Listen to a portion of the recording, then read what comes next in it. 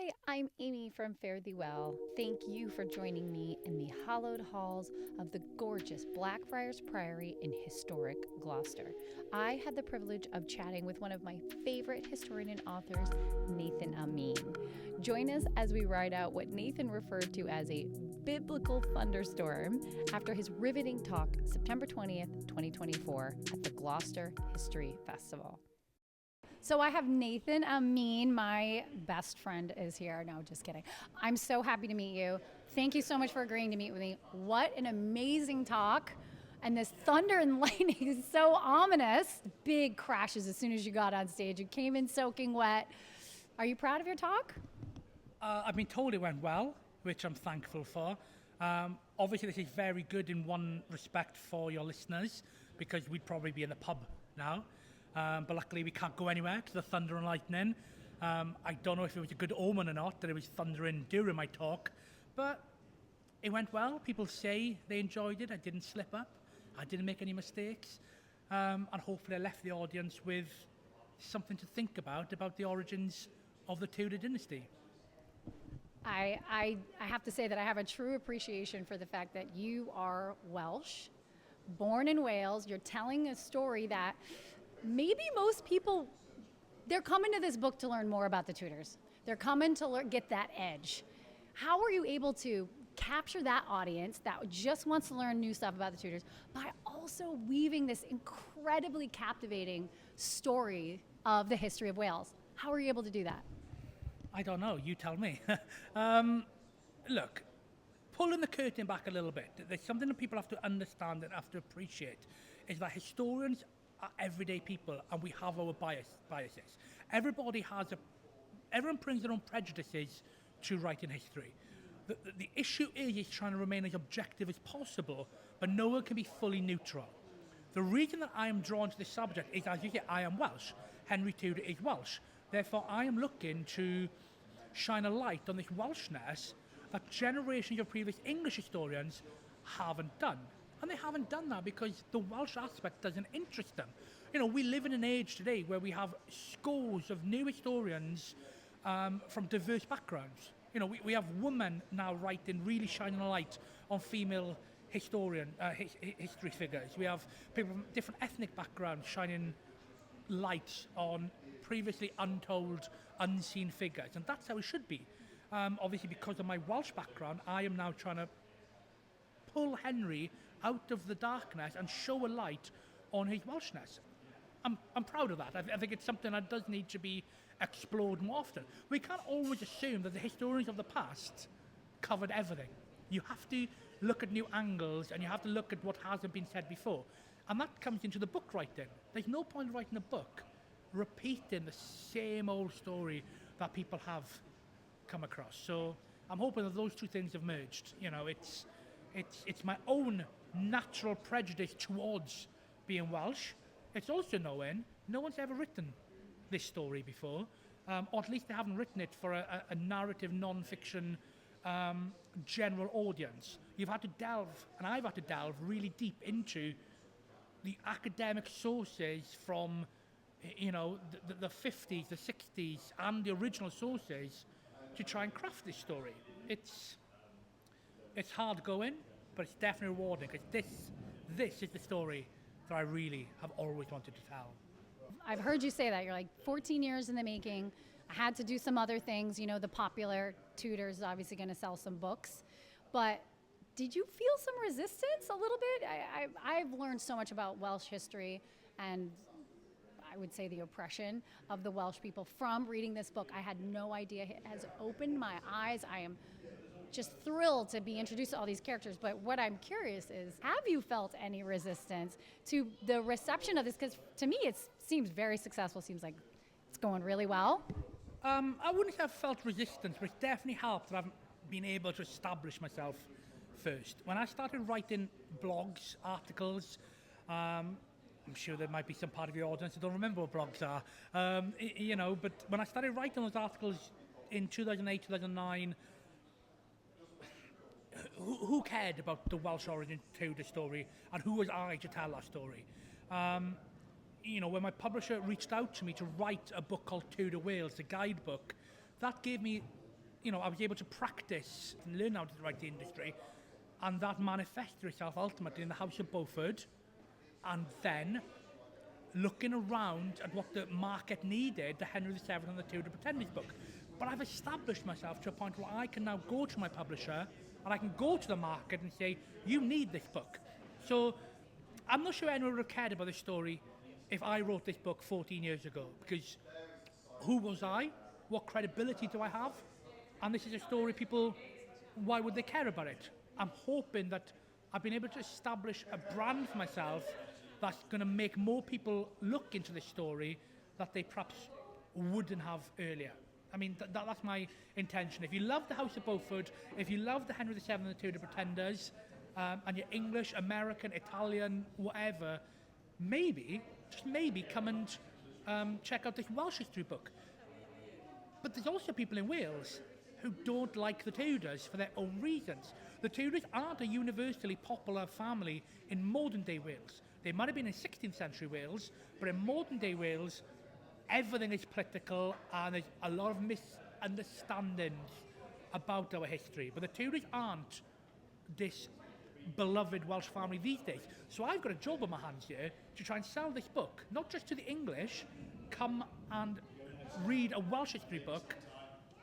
Hey, Welsh people, come and read a book about English kings. It's a difficult task, and I hope not to fall between the cracks, like Henry VII himself, I guess.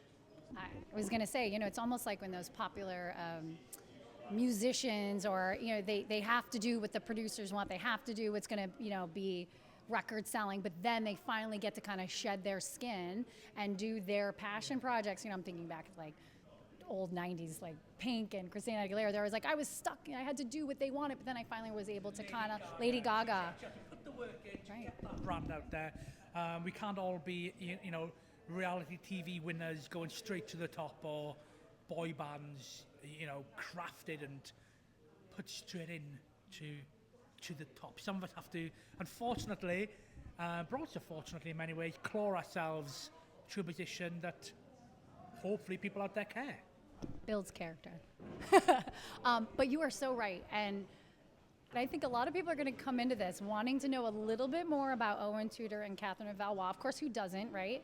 So can you talk a little bit about just how I feel still some resistance to give Owen Tudor some credit, the credit that he probably deserves, and his importance in history, and how you had to write that in and say he's important. We can't keep talking about him being this lowly squire. So I mean, look, in modern day Britain, we have a lot of these intra-rivalries. The English and the Scots and the Welsh. The English make fun of the Welsh make fun of the English.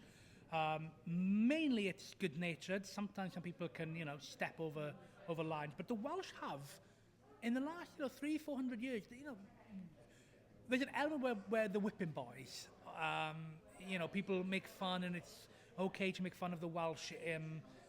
If you're English, Scottish, and it works both ways. Nobody's innocent in this party.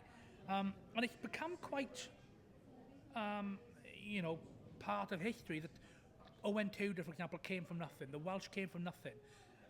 That's modern thinking. That's a modern projection on the past. If you go back to the 15th century, the Welsh knew who they were. Owen Tudor knew who he was. The English weren't making fun of the Welsh back then, for example. They just didn't quite perhaps understand the level and the strength of what Welsh ancestry meant to the Welsh people. So every Welshman, it was said, could name their pedigree back 8 generations. I can't do my pedigree back 8 generations now, but the Welsh, because they had these patronymics, they were Owen, son of Meredith, son of Tudor, son of Gwilym, son of Tudor. They knew their family history, and they knew where they came from. So they had no great possessions, they had no great lands, no castles, but they had their lineage, and that's what they revered the most. So yes, the Plantagenets, the Normans, sure, they came over here, they became kings, they became, great lands, great lordships, but the Welsh had their name, and that's what they favoured the most.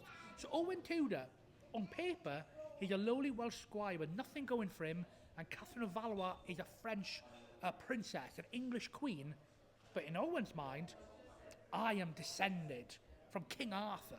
You know, I go back to the 6th, 5th centuries. He would have had a lot of pride in who he was. And Katherine, being not from England, she may have looked upon him in some respect as an equal. Certainly the impetus must have come from her, considering her rank, to enter this relationship. I mean, Owen Tudor, I call him a lowly Welsh squire, that's a fact, in 1430s, but he would have felt a lot more importance, pride in exactly who he was and where he came from, and that would have been instilled in their children. That is lovely. I think a lot of people will probably be coming to maybe learn a little bit more about Edmund Tudor and Margaret Beaufort's relationship, which you've always said, listen, she was 12, he was 26, it wasn't right then, it's not right now. You've never tried to gloss it over, apologize for it or anything. You're very good about being unbiased of it.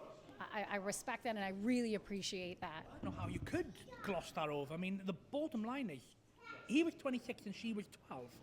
I gave a talk recently where an audience member who, let's just say, does not like Margaret Bford, she tried to almost defend this act because she didn't want Margaret Bford to have this sympathy. It was normal for the times. It was not normal for the times. 12 years old, by church law, you could marry. And noblewomen sometimes did marry at 12 years old. But they weren't consummating the marriage, certainly not till they were 15, 16 at the earliest. Your normal, everyday people, they sometimes didn't marry till they were in their 20s because they were important parts of the household. To marry was an expensive prospect during the medieval age. But 12 years old back then certainly was not okay. It definitely isn't okay today.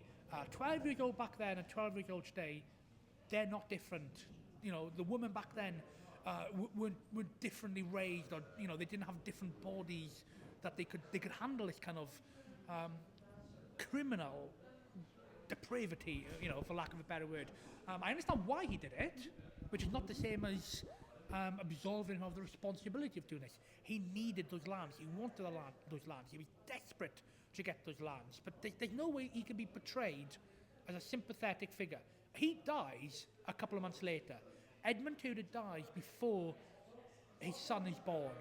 And it's often been given in history as plague. And I've looked into this history, and I don't see any evidence of it being plague. It's just one of those facts that has become, a fact. The truth is, we don't know how he died. He was 26 years old. There's no evidence of a plague outbreak during this year in Carmarthen. He was in prison at this time by his Yorkist enemies. I'm going to suggest he's been bumped off. I can't prove this. This is a complete supposition out of thin air. But he is an enemy of the Yorkists. He has now had this marriage with a young girl of English royal descent. There is clearly the creation of this alternative Lancastrian line being created. If I was the Yorkists just about to embark on a war, a dynastic war against the Lancastrians, I'd want Edmund Tudor out of the way. But not only that, he is also just very well known impregnate a 12-year-old. Get rid of him. I think he's been bumped off for one, two, or both of those reasons. Kind of talking about Margaret Bford too, something I was really interested to find out, and I don't know if other Margaret Bford fans know about this already, but tell me a little bit about how she told Bishop Fisher about her vision. Yeah. So Margaret Bford reveals to Bishop Fisher, as you say, that she had a dream, a vision that came to her, that she had a choice between the son of the Duke of Suffolk, John de la Pole, or Edmund Tudor, and she picked Edmund Tudor.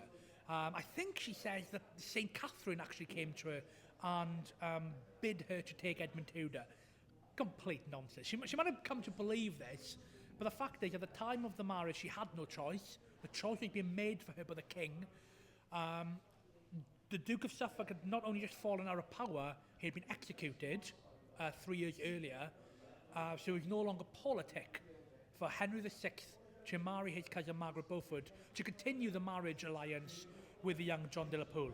Henry VI breaks that marriage, and 2 or 3 years later marries him to his half-brother, Edmund Tudor. Margaret Bford had no agency in it whatsoever. But it's interesting, at the end of her life, she always holds up Edmund Tudor to be her true husband. She intended to be buried next to him. That didn't happen in the end. That's what she intended to. But of course, there's a lot of hindsight and political propaganda taking place here.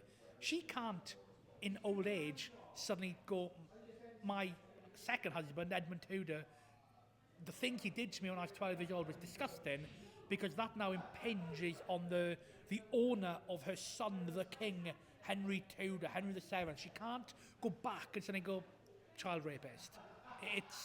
It's having to mentally make the best of it, and this is how the story gets spun. She might have very well have come to believe that. People tell themselves things all the time until they believe a story. Maybe she wanted to feel some sort of power, like she wasn't out of complete control and she wasn't as helpless in her own destiny, maybe. But this is her family now. This is the Tudor family, for better or for worse.